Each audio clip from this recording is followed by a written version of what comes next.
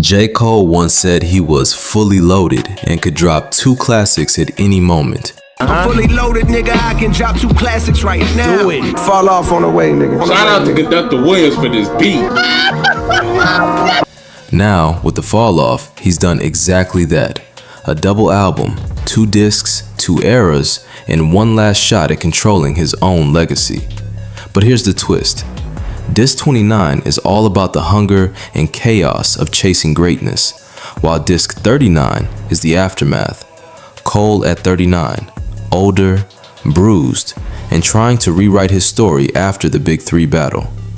This isn't just an album, it's a time machine, a confession, a therapy session, and maybe the most ambitious self-myth Cole has ever tried to sell. But before we dive in, let me be crystal clear. Everything you're about to hear is just an educated guess. These are my theories on what each song might be about based on the track list, Cole's past work, the little hints he's dropped, and a decade of watching this man wrestle with his own legacy in real time. Song titles in hip-hop are notorious for being misleading or having nothing to do with the actual content, so don't take this as fact. Think of it as food for thought, a way to get your mind spinning before the album drops. Let's break down what each song could be about and why the fall-off might be the ultimate aging backwards flex. And maybe, just maybe, a masterclass in retrospective revisionism and selective memory. Act 1. The Hunger Years, Disc 29. Picture this. It's 2014. Cole is 29, coming home to Fayetteville after a decade in New York. He's a star now, but he's still got that chip on his shoulder. The hunger, the ambition, the need to prove he's the best. He's made Born Sinner. He's gone platinum with no features. We'll never hear the end of that. And he's convinced himself he's in the Big 3. That's the energy of Disc 29. 29 intro.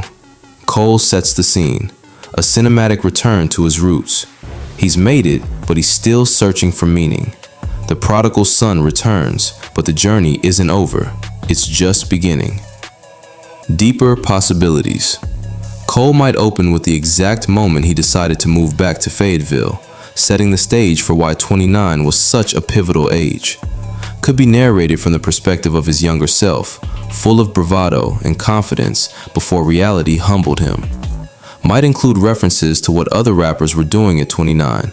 Kendrick was working on TPAB, Drake was running the charts to establish the competitive landscape. Could be Cole literally driving into Fayetteville, describing the scenery, the feeling of coming home after conquering New York. Expect production that mirrors his early work, sampling soul, maybe even callbacks to the warm-up era. He's probably going to spend 3 minutes telling us he moved back home for authenticity when really he just wanted to be a big fish in a small pond. Nothing says I'm still hungry like moving to a place where you're automatically the most successful person in a 50-mile radius. 2-6. This is Cole's love letter to Fayetteville, the 2-6 area code. He's repping his city, reminding you that the Ville made him tough. He's warning the world, and Kendrick, that he's not just a New York transplant or an industry plant. It's over for that cap, the official cap killers. Over for that cap. So he's saying Kendrick is capping? It's 2-6, we don't at niggas, we get at niggas. I don't know what 2-6 is, but he said, look, cut all the cap. We don't social media mention. We do none of that. We do this shit in real life. Right now, Drake's the one acting. Stat stuff is triple double. Shoot a nigga's lights out, yeah, my niggas stat fillers. Called him what, Russell Westbrook. Oh, you just trying to pad your stats. Body bag, body bag. Woo! He's airing out the laundry, man. Cold world, your instructor for Pilates class. People are gonna miss that. Kendrick Lamar recorded himself doing Pilates. Get a nigga stretched if I feel a disrespect. Stretch that boy for real. Damn. Oh, why you going so hard, bro? Live his life without the pressures of a constant facade. He's a product of struggle, pride, and the code of his city. Deeper possibilities. 2-6 could be a double entendre for too sick. Cole's claiming he was too nice at 26, 29, and still is. Might reference specific locations in the 910 area code, giving us a geographical tour of his formative years. could address the criticism that he abandoned Fayetteville for New York, only to use it as a branding tool later. May include stories of specific people from the 2 to 6 who inspired him or doubted him. The hook might play with two sides, the duality of being from Fayetteville but making it in the rap world. Could name drop local legends, high school stories, or the specific blocks that shaped him. Cole turned Fayetteville into his entire personality for 4 minutes straight, as if moving back to your hometown in your late 20s is some kind of revolutionary artistic statement. Buddy, that's just called buying real estate you can actually afford. Also, let's not pretend the 910 has the same street cred as Compton or Brooklyn. We get it, you're from North Carolina. So is PD Pablo. Relax. Safety. Now that he's successful, Cole's wrestling with new dangers. Fame didn't erase his insecurities, it amplified them. He's talking about protecting his family, his legacy, and maybe even his own mental health. The higher you climb, the more you have to lose. Deeper possibilities. Safety could reference a literal safety, gun, and Cole might explore his relationship with violence and protection in a post-fame world. Could be about the psychological safety he never had as a kid and how he's trying to create it for his own children. Might address paranoia, who's really around for him versus who's around for the money and fame. Could touch on the safe choices he's made in his career, going platinum with no features, avoiding controversy, versus risky artistic. Jealous niggas wanna know just how my rhymes blew. Mono, we mono, I'm bono, I'm you times 2. Now I'm bougie, I done outgrew. You catch the YouTube? YouTube, Bono, come on, man. I'm you times 2. The fountain blue, but never forgot the spot where I developed my plot. To dwell at the top, the veil where all my skeletons lock. Yeah. That goes for anybody. I don't care where you move to, bro. You will never forget home. And what Cole's saying, everything I did, we ain't gonna talk about that. That's over. If I could do it all over, then I never would swap. I seen good, I seen bad, had my melanin mocked. I seen. I seen good, I seen bad, I had my melanin mocked. I had my melanin mocked. I feel that. Lifelong friends turn to devilish ops. I've seen lifelong friends turn to devilish ops. You thought y'all was brothers. Y'all thought y'all kids was gonna be playing together. You thought this nigga was gonna be at the barbecue. And when that does you dirty, oh nah, you be not hell. Nah, hell. I was Mike in red leather trying to tell him to stop. You better beat it before you see that heavy metal get popped. He was a mean ass. Mike in the red jack, hold on. You better beat it. Drop the album. Drop the goddamn album, Jake. Quit playing with us. Mean ass swing with a hell of a shot. But if no team draft king, he gon' bet on the block. He wanna ball till he fall into the federal snap. Oh my God! What? Oh, y'all niggas gonna wake up tonight. If no team draft king, you gonna bet on the block? Oh! To sit his ass on the bench for moving careless with rock.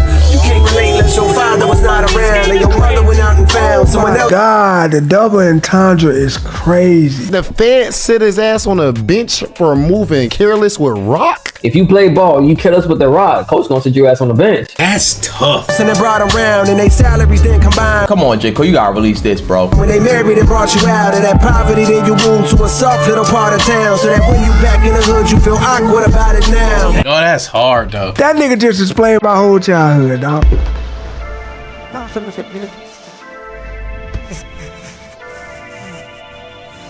So far, it almost feels like Touch that on one the track, safe Tale of Two choices Cities, he's but made not in as his dark. career. Going platinum with no features, avoiding controversy versus risky artistic choices.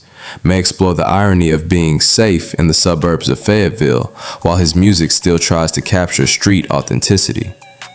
Could be a meditation on how success makes you a target for lawsuits, for robbery, for jealousy.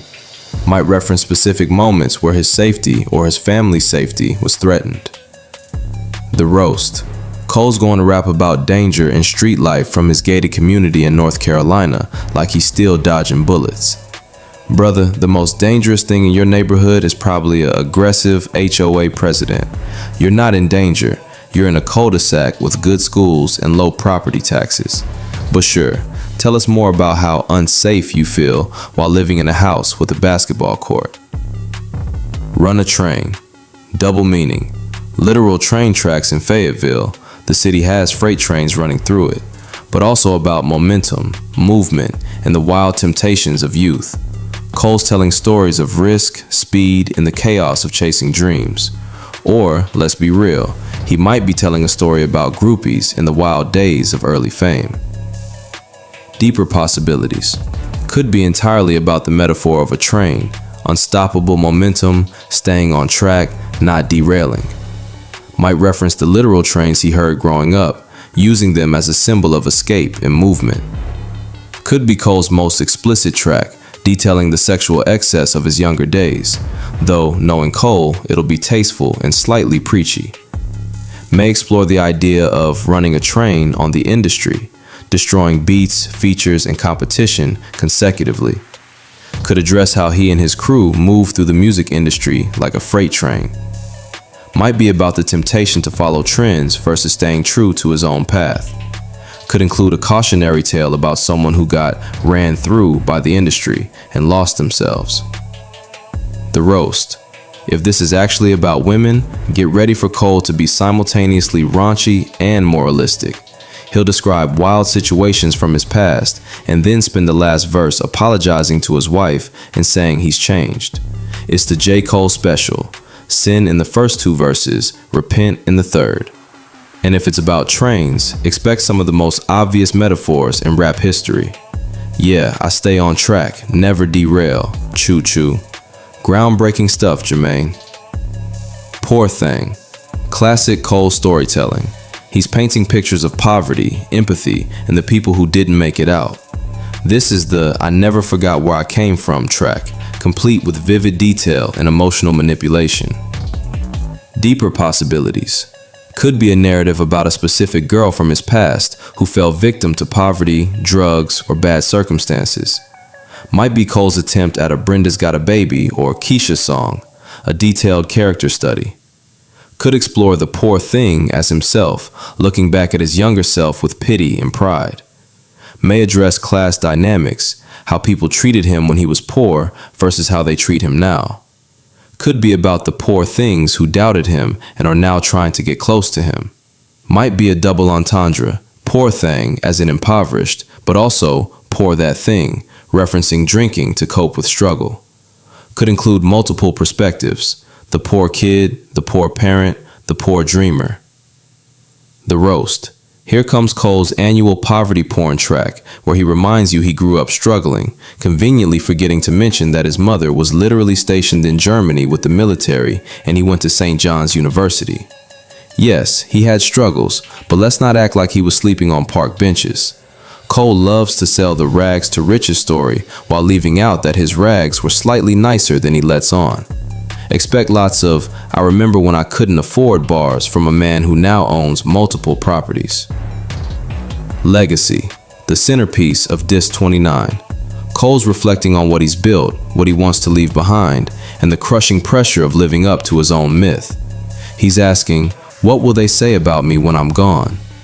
This is where the aging backwards theme starts to creep in.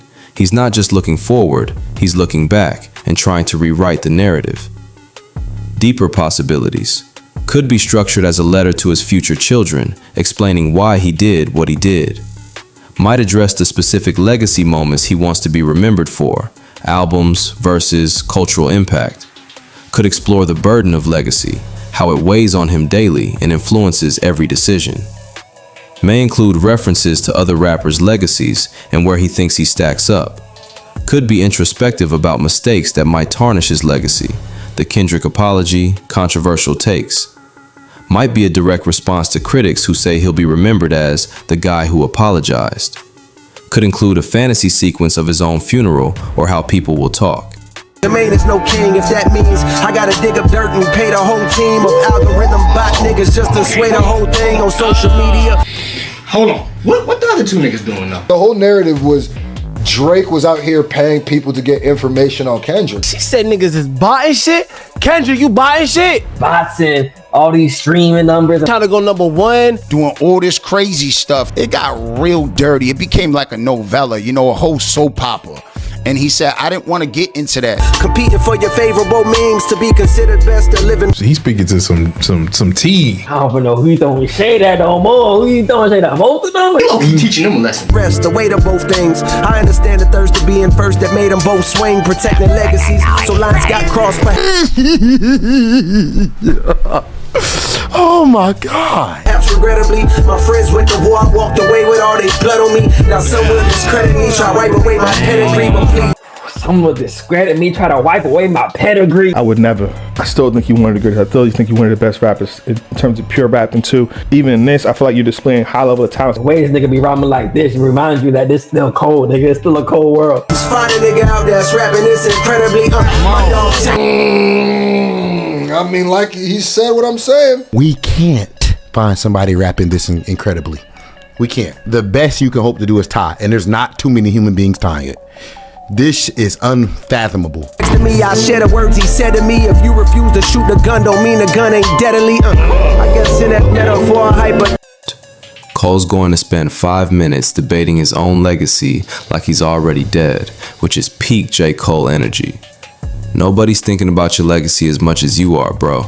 You're not Tupac, you're not even Nas. You're a very successful rapper who makes thoughtful music and sometimes says corny things. That's okay. But this obsession with how you'll be remembered is giving insecure overachiever who peaked in college. Just make good music and stop writing your own Wikipedia page in real time. Bunce Road Blues. Nostalgia and pain. Bunce Road is a real street in Fayetteville, and Cole's using it to talk about childhood, old friends, and the bittersweet beauty of memory. The bluesy vibe is about longing for simpler times, even as he's living his dream. Deeper possibilities. Could be a literal chronicle of his time living on or near Bunce Road, with specific anecdotes. Might be structured as a blues song, complete with guitar and a mournful hook. Could address friends who didn't make it out, who died, or who fell into addiction. May explore the blues of success, how achieving your dreams doesn't erase the pain of the past. Could be about a specific relationship, romantic or platonic, that started or ended on Bunce Road. Might include callbacks to older Cole songs showing how his relationship with that street has evolved. Could be a meditation on how you can never truly go home. The place changes, you change, and nostalgia is a lie. The roast. Cole's about to turn one random street in Fayetteville into a philosophical meditation on existence. Next album, he'll probably have a 6-minute track called The Quickie Mart on MLK Boulevard Taught Me About Capitalism. We get it, bro. You're introspective. But Bunce Road is just a street. It's not Strawberry Fields or Abbey Road. It's a regular North Carolina street where probably nothing that interesting actually happened. But Cole's gonna make it sound like it's where Malcolm X and Martin Luther King had their final conversation. Who TF is you?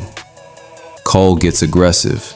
He's confronting critics, doubters, and maybe even Kendrick or Drake. This is the I was the golden child, but y'all made me question my greatness track. He's fighting for a spot in the big three, and he's not afraid to throw shots. Subliminal ones, of course, because direct confrontation isn't really Cole's style. Deeper possibilities. Could be addressing new rappers who don't respect the legacy he's built. Might be Cole's response to everyone who clowned him after the Kendrick apology. Could be aimed at fake friends, industry vultures, or fair weather fans. May include subliminal shots at Drake for falling off or Kendrick for betraying the big three unity. Could be a diss track disguised as self-reflection. Who are you to judge me? Might explore imposter syndrome. Who am I versus who do you think you are? Could be a challenge to younger rappers. Who are you to take my spot? The roast. Cole's finally going to get aggressive. Just kidding. He's going to throw soft, vague shots that could apply to literally anyone, then spin the outro clarifying that he's not really beefing with anybody, he's just expressing frustration with the state of the game. It's the equivalent of subtweeting someone and then immediately following up with, "But I'm not talking about anyone specific, just general vibes." Jermaine, you're 39. Either say names or don't act tough. This passive-aggressive, "Who TF is you" energy is giving guy who writes a strongly worded email and then deletes it. Drum and bass.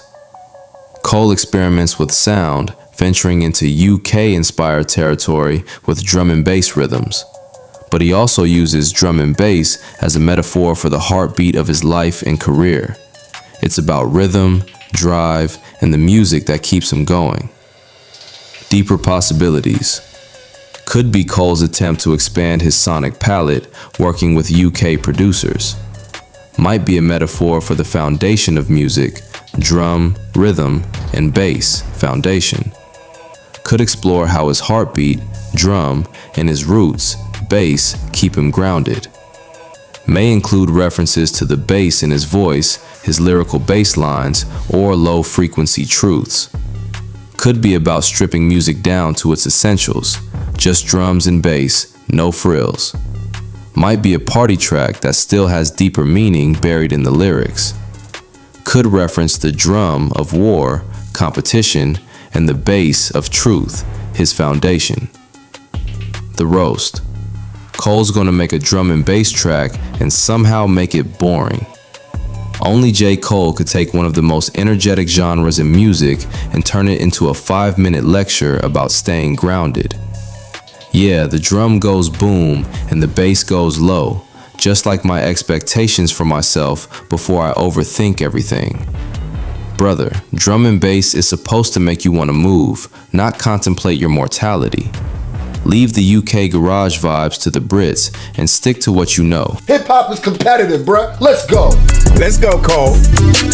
Turn it up. Very up-tempo beat. Awful beat. I hear those church bells in the back of the mix. Light work, like it's PWC. Why would you diss one of the greatest rappers of your generation with this beat? It's a cold world, keep the heat under your seat. This man is going in. I got a phone call, they say that somebody dissing you. Want some attention, come with extensions, my dog. You're alone in the stratosphere when you're clearly in the same weight class as several other rappers, which, let's be honest, is a little bit of cap. Interlude, the reality check. Let's pause here and address the elephant in the room. Jcole has spent his entire career battling his own insecurity. He's the eternal middle child of rap, too commercial for the purists, too conscious for the mainstream, too successful to be an underdog, but not dominant enough to be undisputed. In this album, this is him trying to rewrite that narrative. Disc 29 is Cole at his hungriest, but it's also Cole at his most delusional. Now, let's talk about what happens when belief meets reality. Act 2, The Aftermath, Disc 39. Fast forward a decade. Cole is 39, coming home again, but everything feels different. The Big Three battle is over. Kendrick's been crowned, deleted his diss track, apologized publicly, and became the punchline. Now he's older, maybe wiser, and trying to find peace with the legacy that didn't go exactly as planned. This is the disc where Cole tries to spin his greatest failure into his greatest strength. This is where aging backwards becomes his escape hatch. This is the redemption arc he's desperately trying to sell us. 39 intro. Cole's mindset at 39. Older, more at peace, allegedly, but still wrestling with legacy, mortality, and the knowledge that he's no longer in his prime, no matter how much he tries to convince himself otherwise. He's back home, but the journey has fundamentally changed him. Deeper possibilities. Could open with Cole literally arriving back in Fayetteville at 39, mirroring the 29 intro. Might include audio from the Kendrick situation, his apology, or the aftermath. Could be a meditation on what's changed in 10 years, his body, his mind, his place in hip-hop. May address his children directly, explaining why he's still doing this at 39. Could be Cole acknowledging that 39 is late in a rapper's career, but claiming he's an exception. Might include production that's more mature, stripped down, less bombastic than the 29 intro. Could set up the aging backwards thesis right away. The roast. Cole's going to open this with some variation of 10 years later, I'm back and I'm better than ever. No, sir. 10 years later, you're older, slightly more self-aware, and trying really hard to convince yourself that apologizing to Kendrick was actually the mature move and not just a public L. The 39 intro is giving man who peaked at 29 trying to reframe his 30s as character development. Which, to be fair, it was. But let's call it what it is. Cope. The fall off is inevitable. The thesis statement of the entire album, Cole confronts aging, decline, and the end of his championship run head on. He's philosophical, maybe a little defiant, and definitely trying to control the narrative. He'll probably brag about aging backwards and claim he's leaving the game on his own terms for his family and peace of mind. He's not running from the fall off, he's embracing it, or so he says. Deeper Possibilities could be Cole's most honest track ever, admitting that his decline is natural and unavoidable. Might flip the concept of falling off and argue that leaving gracefully is the real power move. Could address specific moments where he felt himself slipping, commercially, critically, culturally. May include references to rappers who didn't know when to quit and became parodies of themselves. Could be a diss track to Father Time itself, refusing to go down without a fight. Might explore the idea that falling off is only inevitable if you chase trends instead of staying true. Could end with Cole claiming that he's choosing to fall off before the industry forces him out. The Roast. This is the track where Cole tries to reframe falling off as a choice. I'm not falling off, I'm choosing to descend gracefully. That's like saying you're not getting fired, you're pursuing other opportunities. Cole, the fall off already happened. The moment you apologized to Kendrick, the moment you removed yourself from the Big Three conversation, the moment you started talking about aging backwards instead of proving it, that was the fall off. This track is damage control disguised as enlightenment. It's a beautifully produced, lyrically dense copium anthem. The Village.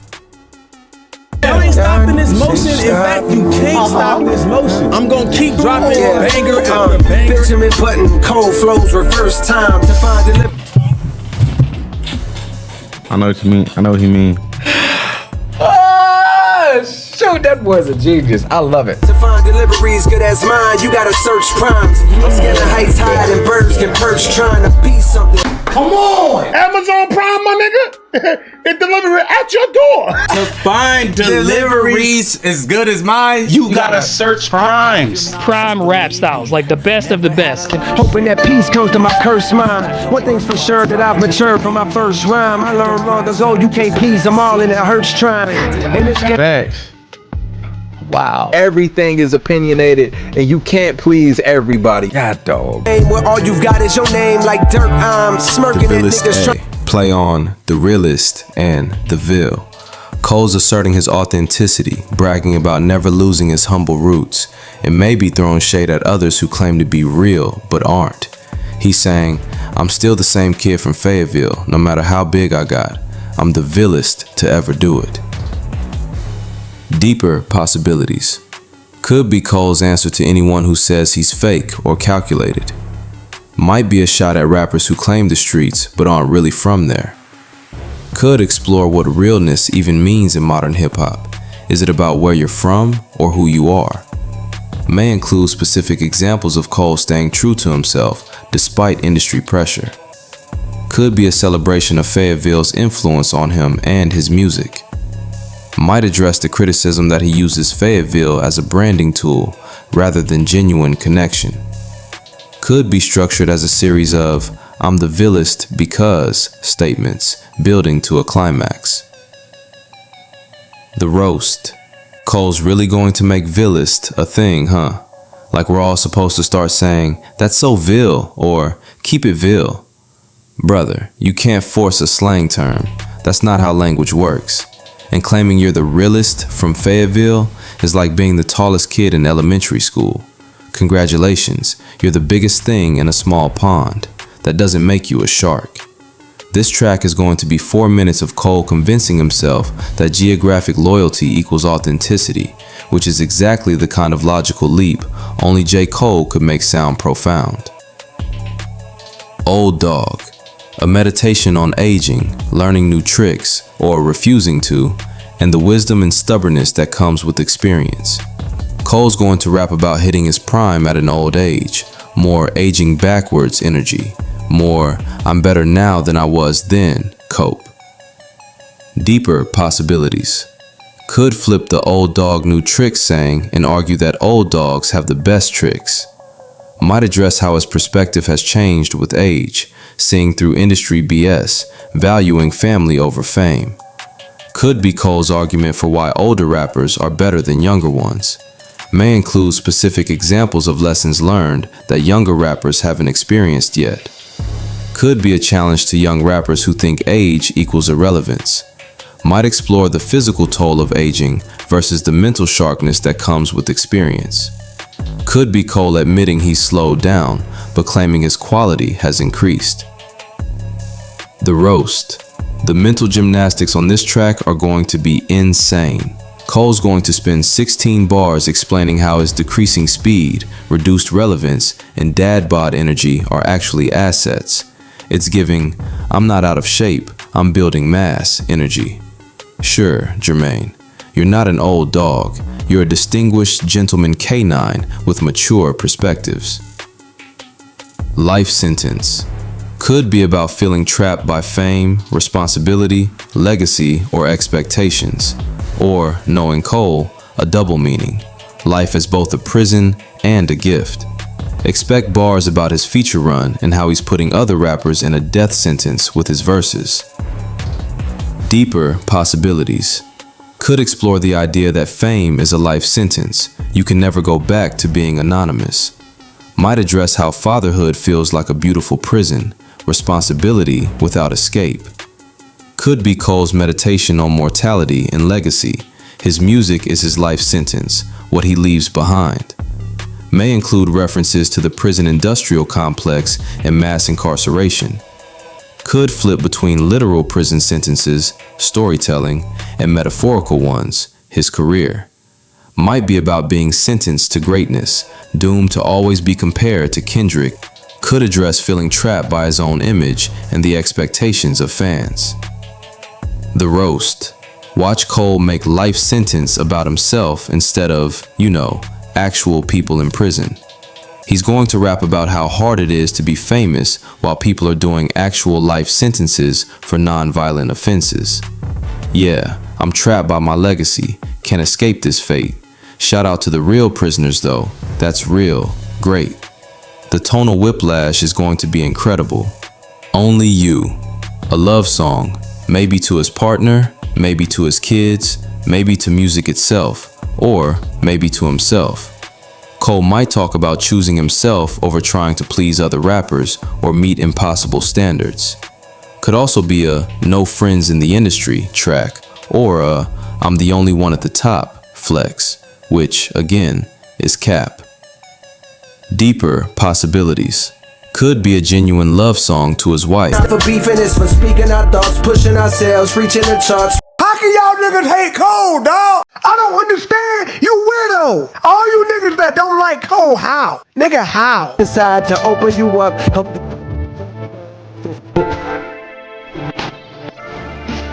Man, fuck this, man. Fuck this. Fuck this. I'm conflicted as hell because this shit sounds so hard. But fuck this, bruh. Fuck this old virtue signaling ass trying to take the fucking high road doing what Jermaine Cole does. Wow. Wow. Dude, yes. Dude, this is the stuff that I love so much, man. He said they stripped me of my spot, so now I'm finally free. Talking about the big three. Y'all niggas ain't stopping me. Deeper possibilities. Could be a genuine love song to his wife, getting vulnerable about their relationship. Might be addressed to his children, explaining why he chose them over the rap game. Could be about his relationship with music. Only You Understood Me.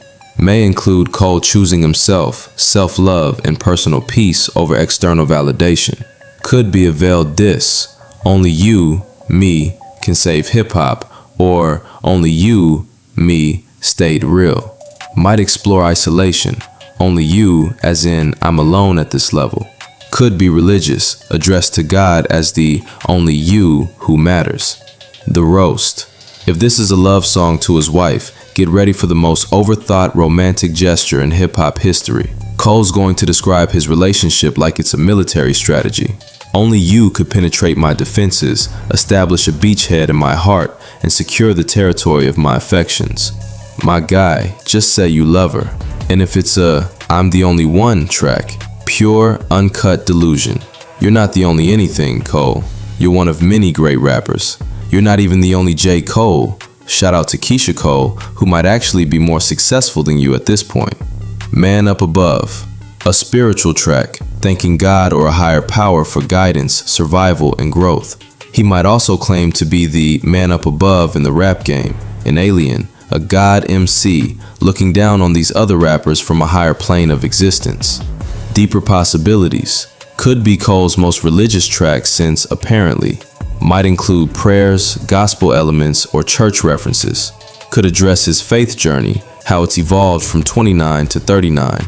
May flip between thanking God and proclaiming himself as God-like.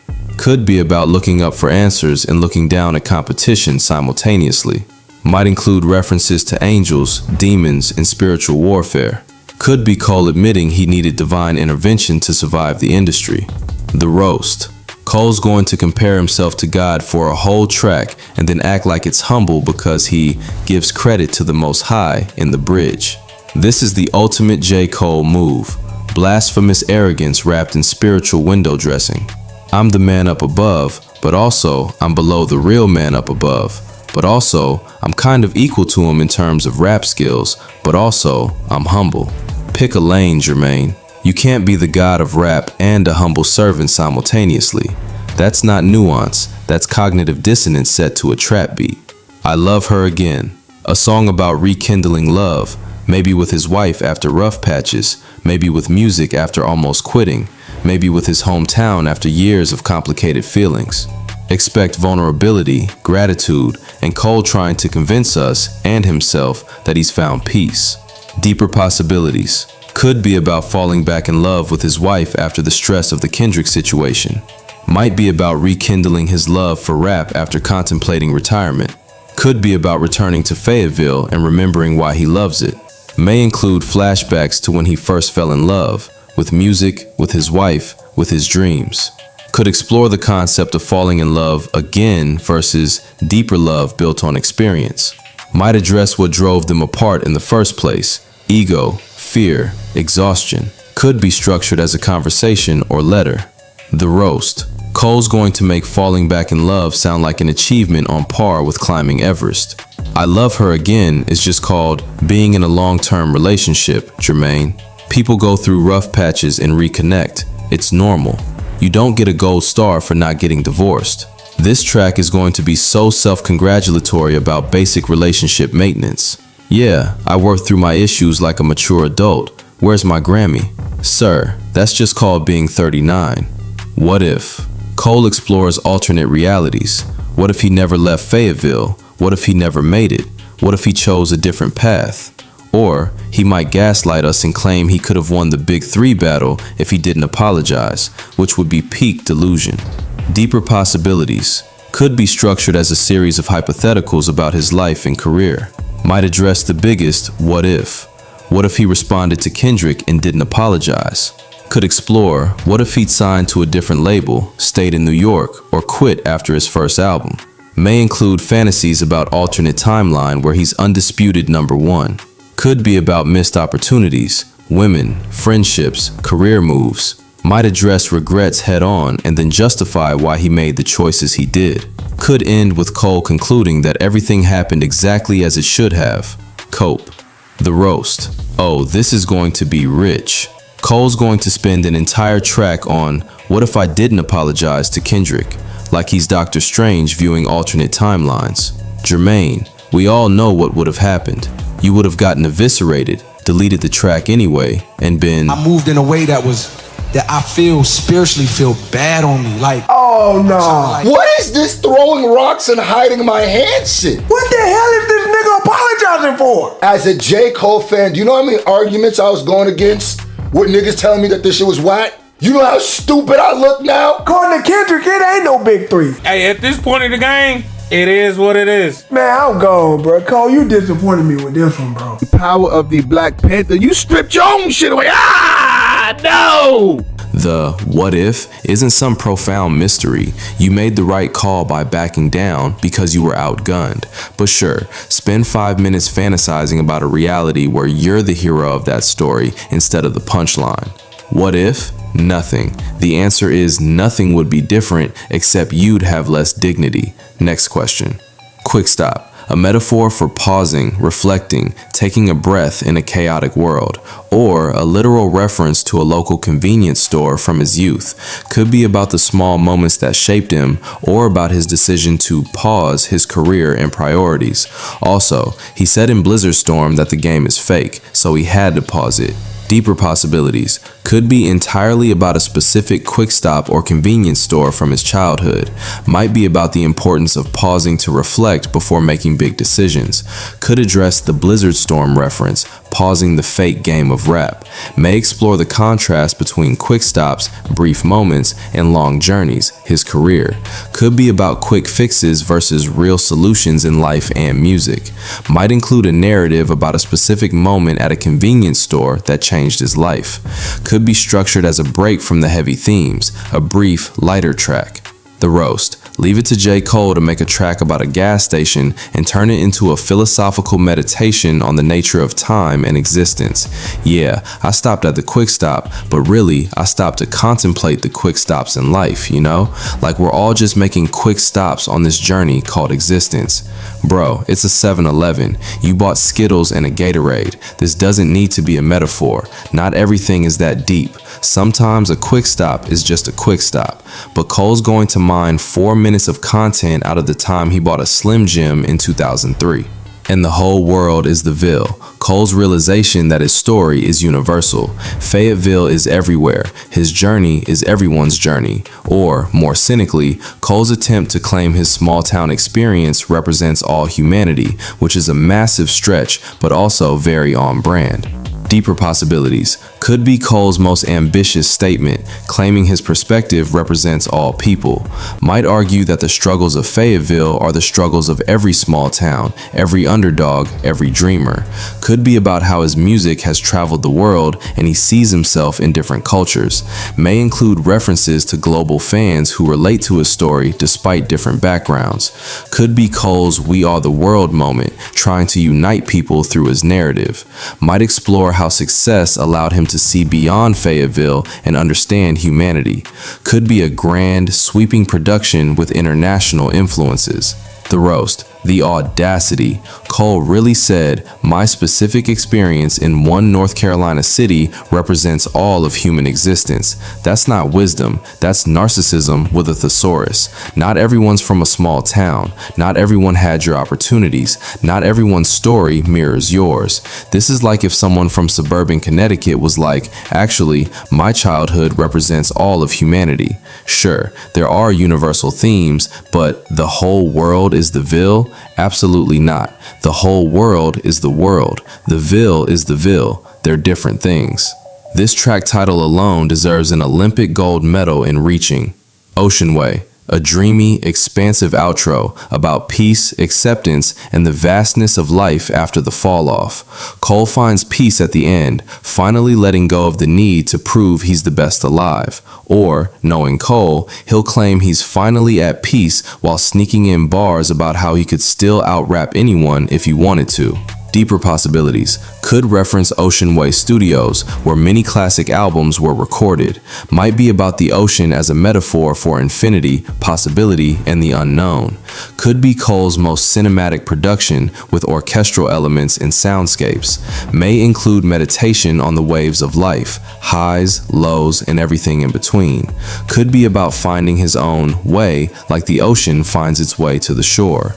Might include environmental themes, generational generational wisdom or legacy planning.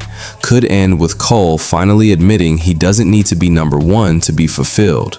The roast. Cole's going to end this album pretending he's found peace, and then in 18 months, he'll be on somebody's feature talking about, I took a break, but I'm the best to ever do it. This peace and acceptance arc is temporary. We've seen this movie before. I was Mike in red leather trying to tell him to stop. You better beat it before you see that heavy metal get popped. He was a mean ass. Mike in the red jack, hold on. You better beat it. Drop the album. Drop the goddamn album, Jake. Quit playing with us. Mean ass wing with a hell of a shot. But if no team draft king, he gon' bet on the block. He wanna ball till he fall into the Federals now. Oh my God! What? Oh, y'all niggas gonna wake up tonight. If no team draft king, introspective and completely undermined by his next album where he's back on his competitive BS. It's the circle of Cole. Insecurity, competition, exhaustion, peace, repeat. But the production will be gorgeous, so at least there's that. Act 3, the full circle and the full cap. So what's the real story here? The fall off is Cole's attempt to bring his career full circle while simultaneously rewriting history. Disc 29 is the hungry, ambitious, sometimes reckless Cole, still fighting, still proving, still genuinely believing he could be the greatest. Disc 39 is the aftermath, older, allegedly wiser, more reflective, but still wrestling with the same insecurities disguised as philosophical questions. Cole's not just telling his story, he's trying to control the narrative before anyone else can. He wants you to see him as a legend who aged backwards, who hit his prime at 39, who could drop 2 classics at any time. He wants to be remembered as the guy who never really fell off, just evolved into something different. 2. The I could have won delusion. If Cole spends even one bar suggesting he could have beaten Kendrick if he didn't apologize, we need to have an intervention. Jermaine, you heard Euphoria and Not Like Us and made the smart decision to retreat. That wasn't weakness, that was strategy. But don't rewrite history and pretend you had some devastating response ready. You didn't. If you did, you would have dropped it. 3. The humble legend paradox. Cole's entire brand is being simultaneously confident and humble, which is becoming increasingly unsustainable. You can't rap about being the best alive and then claim you're just a regular guy from Fayetteville. Pick one. You're either the GOAT or you're not. This both/and approach is starting to feel like having your cake and eating it too. 4. The selective memory watch. Cole glossed over some convenient facts, that he had industry connections from the start, that he went to a good university, that he's been incredibly privileged compared to the poverty he sometimes raps about. The struggle rapper narrative has always been slightly overstated. 5. The I'm leaving on my terms spin. When Cole inevitably raps about choosing to step back from competition, let's remember, the industry didn't kick him out, but the culture kinda did. After the Kendrick situation, he wasn't really in the conversation anymore. Framing that as a choice is creative. The ultimate paradox. And yet, despite all this cap, despite the revisionist history, despite the mental gymnastics, this album is probably going to be really good. That's the thing about Jcole. He's delusional, yes. He's insecure, absolutely. He's constantly rewriting his own narrative to put himself in the best light, 100%. But he's also genuinely talented, thoughtful, and capable of creating meaningful art. The Fall Off could be full of cap and still be one of the best albums of the year. Those things aren't mutually exclusive. Cole's greatest strength and weakness is the same thing. He cares too much. He cares about his legacy, his narrative, his place in history. That's what drives him to create ambitious double albums with conceptual through lines. It's also what drives him to over-explain, over-justify, and overcompensate. The Fall Off is going to be a genuinely interesting concept album about aging in hip-hop, a masterclass in production and lyrical technique, a thoughtful meditation on fatherhood, legacy, and mortality, and a slightly delusional exercise in damage control. All of these things can be true simultaneously. Closing thoughts.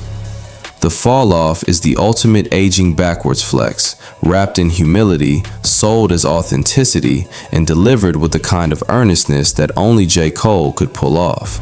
He's saying, I was great at 29, I'm great at 39, and my prime is wherever I say it is. The track list, the concept, his own words, and the entire arc of his career support this theory. This is Cole's last stand, his final thesis statement, his opportunity to define his own legacy before history does it for him. Will it work? Partially. The music will probably be excellent. The narrative will be compelling. The execution will be impressive. But will we actually believe that Cole aged backwards and hit his prime at 39? Will we accept that he's on the same level as Kendrick?